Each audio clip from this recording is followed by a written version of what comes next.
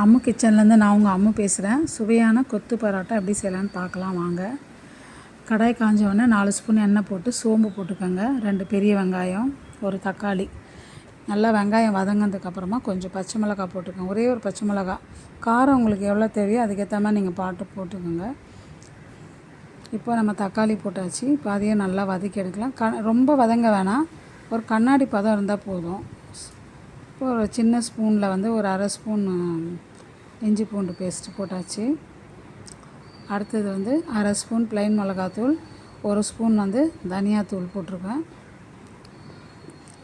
கொத்தமல்லி, கருவேப்பிலை எல்லாத்தையும் போட்டு ஒன்று பின்னாடி ஒன்று நல்லா வதக்கிக்கோங்க.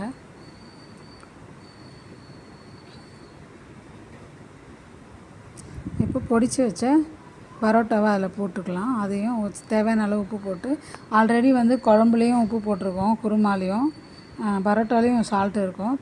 சால்ட்டு வந்து கம்மியாக போட்டுக்கோங்க, தேவைப்பட்டால் கடைசியாக போட்டுக்கலாம். இப்போ நல்லா உப்பு போட்டு பரட்டினோடனே நம்ம குருமா போட்டு, வெஜ்ஜு குருமா அது, சிக்கன் குருமாவும் பண்ணிக்கலாம், வெஜ்ஜும் பண்ணிக்கலாம். நான் வந்து இன்றைக்கி வெஜ்ஜில் தான் பண்ணியிருக்கேன்.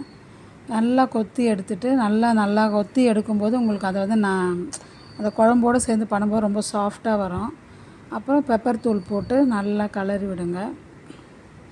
அதுக்கு மேலே கொஞ்சம் கொத்தமல்லி, கருவேப்பிலை போட்டு திரும்ப நல்லா கிளறி விட்டு இறக்குனிங்கன்னா சூடான சுவையான பரோட்டா, கொத்து பரோட்டா ரெடி. சாப்பிட்லாம் வாங்க.